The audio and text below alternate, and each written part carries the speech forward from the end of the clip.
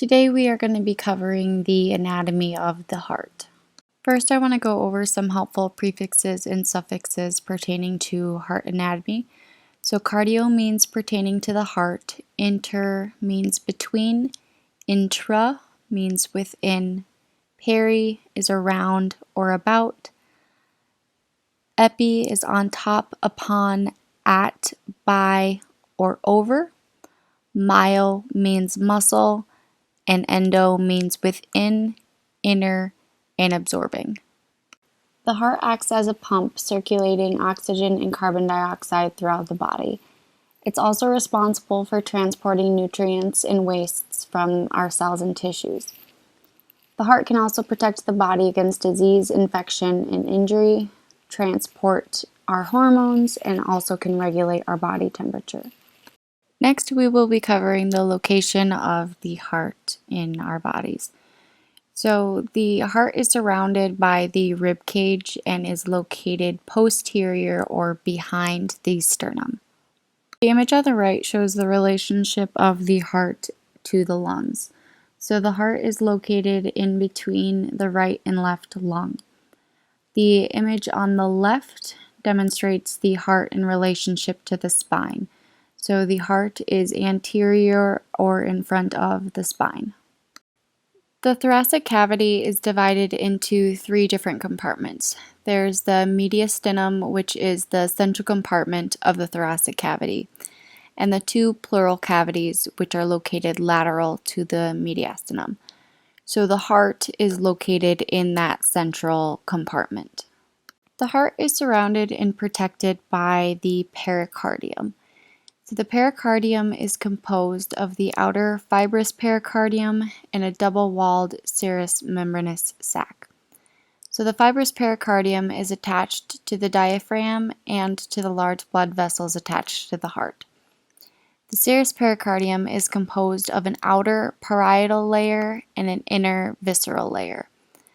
There is a cavity between the two pericardial serous membranes called the pericardial cavity that is filled with serous fluid. So the purpose of this cavity being filled with fluid is to reduce the friction as the heart is beating. The visceral pericardium is regarded as the outermost region of the heart. The heart is divided into four separate chambers. So there are the right and the left atria, which are the most superior chambers, and then there are the right and left ventricles, which are the most inferior chambers. Next, we will be going over the external anatomy of the heart. So we're going to be starting with the anterior view. The two atria form the base of the heart. So that is indicated by the number 1 and the arrow that is going across both of the atria. The auricle is a sac-like extension of the atrium that increases the internal volume. So that is indicated by the numbers 2 on the right and the left side of the heart. The tip of the left ventricle forms the apex, which is indicated by number 3. So apex means tip. The coronary sulcus is a groove that exists between the atria and the ventricles of the heart.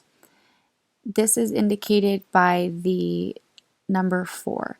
This sulcus accommodates fat and branches of blood that serve the heart wall called the coronary arteries, while the coronary veins drain the heart wall. Next, we will be looking at an anterior and posterior view to be able to see the interventricular sulci. So the anterior and posterior interventricular sulcus indicate the exterior lines of demarcation between the right and left ventricles. So these just represent the borders between the right and the left ventricles. The base of the heart is associated with blood vessels of the pulmonary and systemic circulatory systems. So these great vessels are the aorta, pulmonary trunk, inferior vena cava, superior vena cava, as well as the left and right pulmonary veins. The aorta is indicated by the number 1 and is responsible for bringing oxygenated blood away from the left ventricle. The pulmonary trunk, which is indicated by number 2, brings oxygen-poor blood from the right ventricle through the pulmonary semilunar valve to the lungs. The superior vena cava, which is indicated by the number 3, allows deoxygenated blood from the upper limb and head to flow into the right atrium. The left pulmonary vein is shown by the number 4. There is also a right pulmonary vein on the right side of the heart, which is not demonstrated in this image. So the pulmonary veins allow for oxygenated blood from the left and right lungs to flow into the left and right atrium. The pulmonary artery is indicated by the number 5. So this is the left pulmonary artery. The right pulmonary artery is going off to the right side of the heart.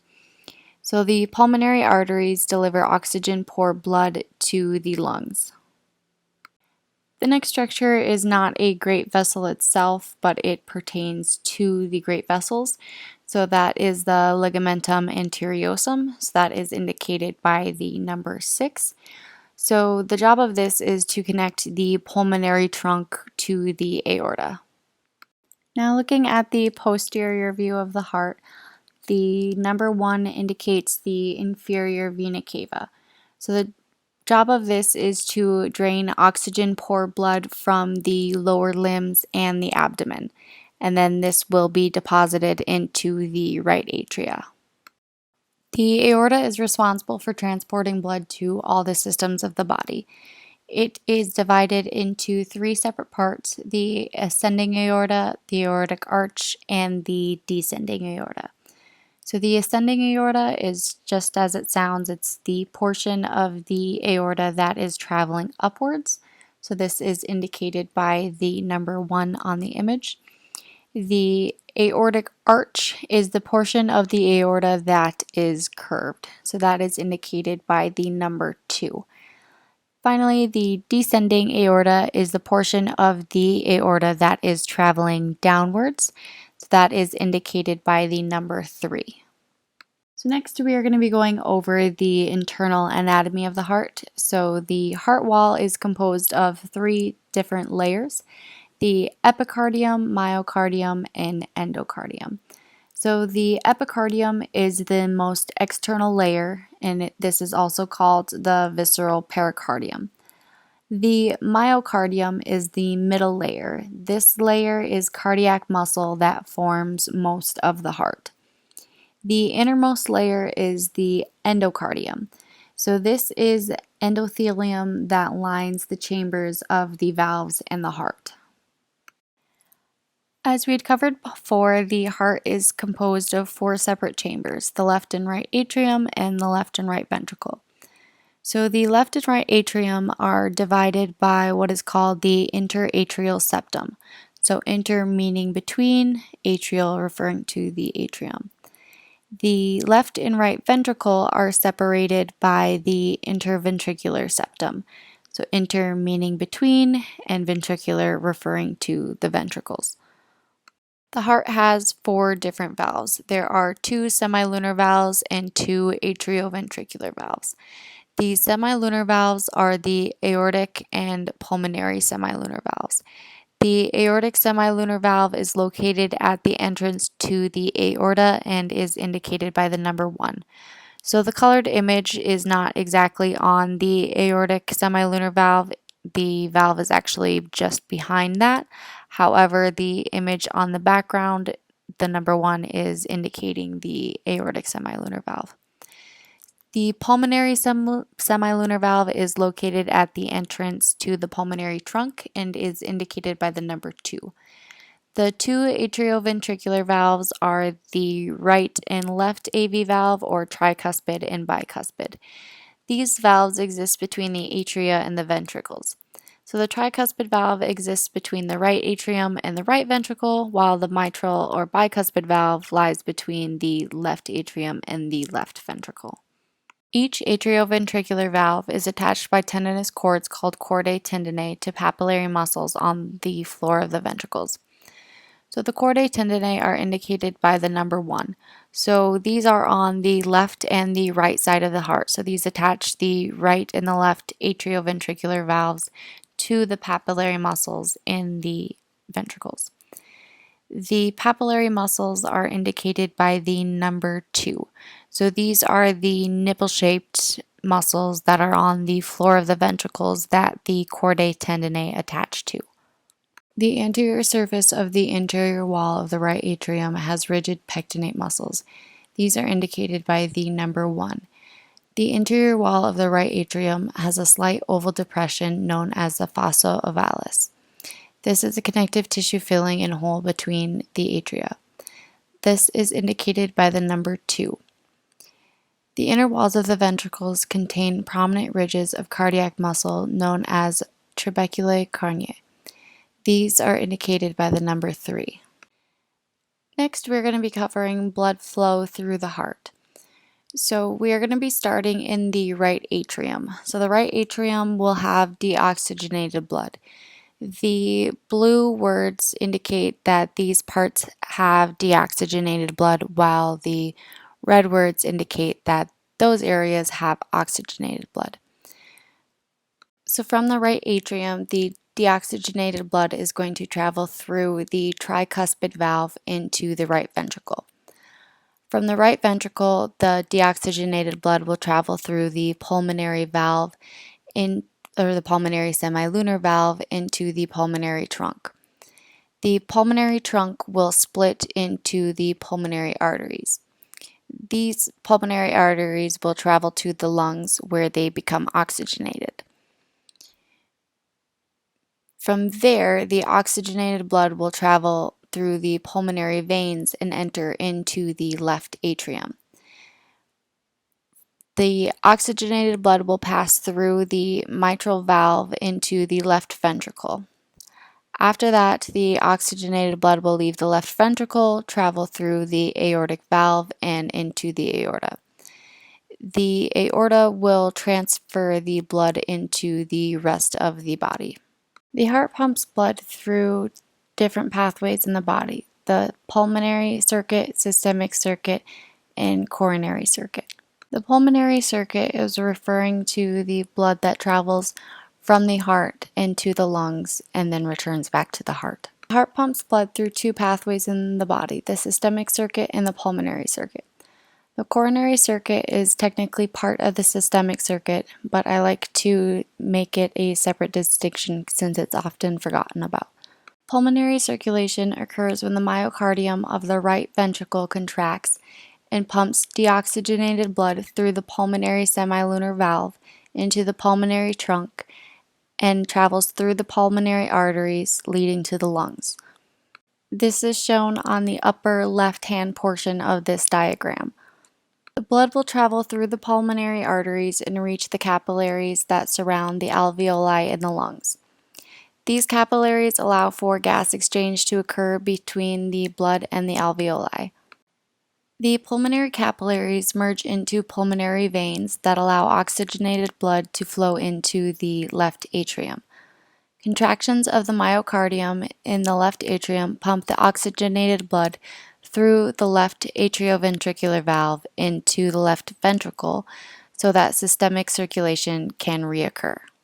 The systemic circuit is referring to the blood that travels from the heart to the rest of the body, excluding the heart itself and the lungs. Systemic circulation: the left ventricle will pump oxygenated blood through the aorta and other arteries of the systemic circuit to organs in each system of the body. The systemic arteries will branch into capillaries where exchange of food, respiratory gases, and excretory substances occurs between the blood and tissues. The capillaries will then merge into systemic veins that bring deoxygenated blood to the right atrium. From there, contraction of the myocardium in the walls of the right atrium will pump deoxygenated blood through the right atrioventricular valve into the right ventricle. At this point, the blood will begin to enter into the pulmonary circuit. Systemic circulation includes coronary circulation, by which the blood flows to and from the myocardium in the heart wall. Coronary circulation includes the coronary arteries and the cardiac veins. Next, we are going to be going over coronary circulation. So this is the blood supply directly to the heart. So the right coronary artery, indicated by number 1, arises from the ascending aorta. It encircles the heart in coronary sulcus and branches into the marginal artery and posterior interventricular artery. The left coronary artery, indicated by number 2, also arises from the ascending aorta. It passes posterior to the pulmonary trunk and branches into the anterior interventricular artery. The marginal artery, indicated by number 3, arises from the right coronary artery and is located on the lateral portion of the right ventricle. It provides oxygen-rich blood to the lateral side of the left ventricle. The anterior interventricular artery is indicated by number 4. So this arises from the left coronary artery and is located in the anterior interventricular sulcus. This provides oxygen-rich blood to the anterior portion of the heart. The circumflex artery, which is indicated by number 5, arises from the left coronary artery. It is located in the coronary sulcus and it supplies the left atrium and posterior left ventricle with oxygen-rich blood. Great cardiac vein, indicated by number 6, is a companion vessel to the anterior interventricular artery. It collects and drains oxygen-poor blood from the anterior portions of the right and left ventricles. It is located in the anterior interventricular sulcus. The small cardiac vein, indicated by number 7, is a companion vessel to the marginal artery. It collects and drains oxygen-poor blood from muscle cells that compose the lateral right ventricle. Looking at the posterior view of the heart, the middle cardiac vein, indicated by number 1, is a companion vessel with the posterior interventricular artery. It collects and drains the oxygen-poor blood from the posterior portions of the right and left ventricles. Coronary sinus, indicated by number 2, collects oxygen-poor blood from the cardiac veins, then drains into the right atrium. We're going to be doing the following activities this week. So first, we're going to be observing the external anatomy of the heart. So you'll be using your book and images to label models. Second, you will be observing the internal anatomy of the heart, so that is very similar to the first one, to where you'll be using images to label models. Comparing the systemic and pulmonary circulation, so for that you'll be doing a flow chart that shows the path in which blood flows through the systemic and pulmonary circulation. The fourth activity is to dissect a sheep heart.